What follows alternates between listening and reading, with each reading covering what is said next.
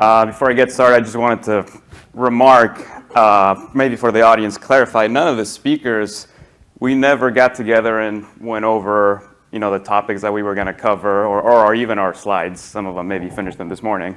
I just want to, highlight how amazing it is that we all have slightly different stories. The same themes run throughout, support, dedication, friendship, mentorship, but all of us have slightly different takes on our experiences. In my experience, I specifically wanted to give you guys an idea of an immersive experience of a Ken Hover class. I was fortunate, very, very fortunate and blessed to be his student from 2013 to 2015.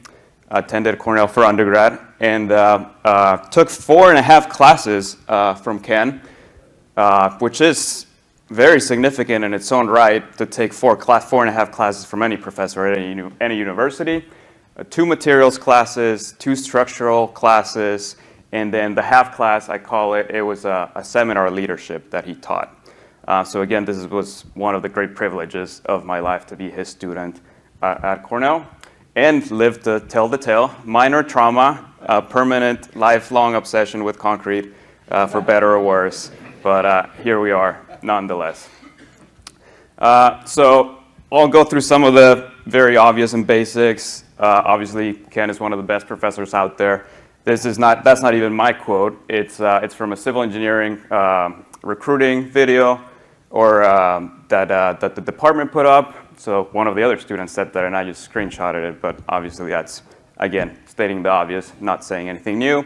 You guys know about it. This is what a typical lecture looked like for us. I like this filter because it's very dreamlike, and you can see I'm down there looking at my phone. I wish I could go. I wish I could go back in time and tell myself put that down and pay attention to whatever's going on over here.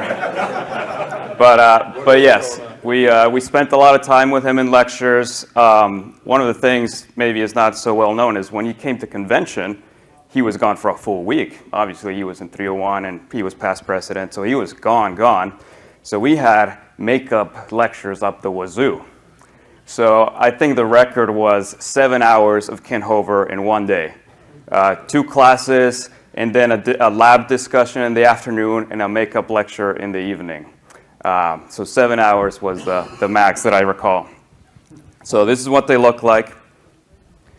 You guys are familiar probably with his eclectic, extravagant teaching styles. I saw that photo in Fred's slides. So yes, lots of candies being thrown around, interesting teaching materials, and questionable baked goods over here.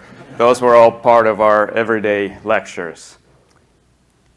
He also is very well known for his dedication to his students and his care, as seen in his everyday interactions with us.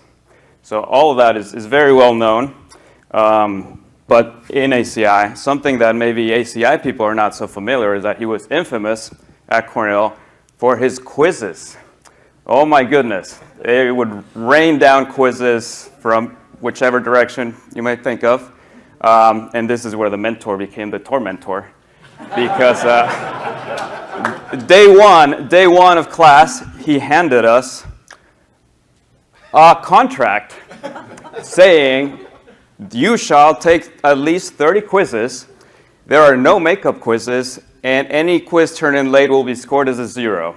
So this really set the tone for what class was going to be like, and 30 quizzes comes up to more than 1 quiz per class. So you had to be there on time, you had to take the quiz, and again, no makeups, anything late, 0. And again, set the tone. Moreover, quizzes were hard. This is one of my early ones. You can see there's a lot of red in there. October 2013, that's a 5 out of 10 correctness. Something else you may notice is that we had something called a clarity factor. So your technical correctness score was then multiplied by your clarity factor, and that determined your actual score, which in this case was a 4 out of 10. You may notice my clarity factor of 80%. It took me 15 quizzes to get to a clarity factor of 80%. Some of the previous ones were not as high. And yes, that was obviously showing, clarity factor was intended to show how legible your work was, how easy it was for the TA to grade it, and to communicate. For you to communicate not only the correct answer, or not only to have the correct answer, but know how to communicate it with others. So very, very important quality as an engineer. As a student, it was a bit of a pain. But again, I was happy. I was probably more happy about the 80%. The 5 was whatever, but 80%, that was good progress. So we had a lot of quizzes, and some of them were very, very memorable. This one, the next one that I'm going to show, has lived rent-free in my mind for 10 years. This is where he taught about post-tensioning draping patterns by talking about laundry. In this particular story, Deb had gone on a vacation for 50 days. He had not done sock laundry for 50 days, and therefore had to do it all at once when she was on her way back, and hung 50 pairs of socks down a clothesline, and we had to calculate the force that the wire was basically holding. And this was related to post-tensioning drape cables and all that. I have these papers back home in my parents' house, and I had to call my mom, ask her to dig through these files. And she was so confused when I told her, look for the socks. Look for the quiz with the socks. And she understood these were engineering quizzes. She saw calculations. She saw these ones, and she was like, what do you mean the socks? And then eventually she found the sock one. So yes, very, very memorable, very creative. And again, 10 years later, I'm not a structural engineer by any means, but I remember this one. We had quizzes even on his birthday. This is his birthday. We decorated the room. We put up balloons. We put up all sorts of decorations to, surprise him, and he was pretty happy about it. But yet, he still gave us a quiz that day. It was unavoidable. So I don't want you to feel left out, so I actually made some quizzes for today.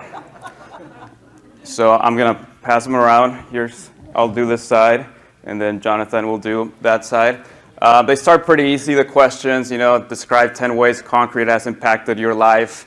Why do we limit the amount of internal chloride in concrete? And how much air volume do you need to protect against freeze-thaw? That's easy stuff. We all know the answers to that. Notice that we do have a clarity factor box, so watch out for that, please. Legible, and show your work. Next questions are a little more difficult. How many years did Ken teach at Cornell? How many lectures did Ken give at Cornell? How many lectures were outside of Cornell? Bonus if you know how many are ACI related. This is a good one, number 7. How many attendees have called Ken's presentation a topic of BS and walked out? That's a fun trivia fact. When's Ken's birthday? Who were Ken's first and last PhD students? And what type of truck is shown below? Key. On the back of the quiz, you'll find a list of hoverisms. So these were frequently brought up in class, sometimes yelled at us point blank. The get out, don't think, as he would ask questions. So these were a staple of the classes. And I also included the QR code for people to post their own photos from all of today and all the conference. So yes, please, we have a joint album if you can use that. So yes, please give it a go. Again, late quizzes will be scored as 0, so please make sure they're done by the end of this. Yes. So again, quizzes were a huge deal. This next slide maybe won't compute for most reasonable people in this room because you have some groups of students about to take an exam next to Christmas decorations. But of course, in Ken's typical style, nothing is as it seems. Ken had this theory that he wanted to test his students when taking exams. He wanted to simulate an office environment and the distractions that happen in any regular job. So as we were taking our final exams, he would have Christmas decorations in the room. We had videos playing with sound, music videos, instructional concrete videos, what have you. They would be playing as students were taking exams. Some nervous breakdowns may have taken place. And as the exam was going on, TAs would frequently go around the room giving us extra quizzes, because again, quizzes are part of life. So yes, and this was supposed to simulate calls from the field, emails, your boss tells you to do this or that. It was all part of that simulation. And it turned out to be, this exercise turned out to be quite prophetic as well, because my job currently is a lot of this.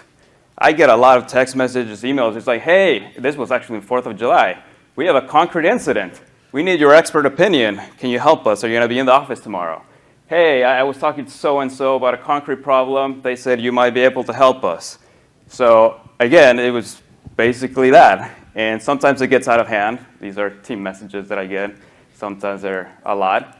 But in the end, I find them very rewarding, because most of the time they end with somebody saying, thank you, I learned something about concrete.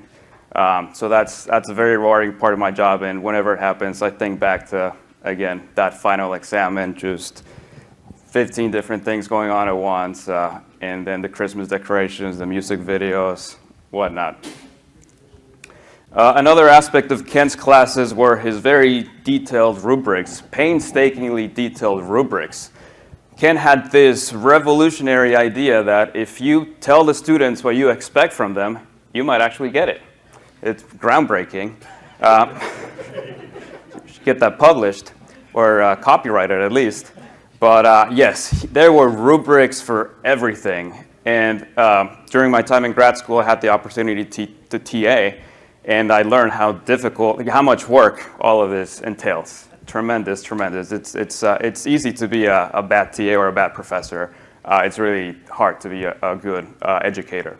So this was part of it, and again, all of us as students understood the seriousness of the class. We took it seriously, we cared, and we knew how to do well in the class, and if it didn't go well, we knew exactly why it didn't and strived to do better. So in putting everything in context, I would summarize all the factors involved in Ken Hover's classes as being a mixture of, there was a seriousness of it. There was a contract that was established saying, here you are the student, I'm the professor, these are the expectations, here we go. There's the technical side of it, which again was infallible, as has been brought up before. But there was also the creativity and the fun aspects of it, like, the Christmas decorations, the fun socks experiments. We've talked about the Velveeta and the Fireball, so all of that was part of it. And all of that really encompasses what it was like to be in one of Ken's classes.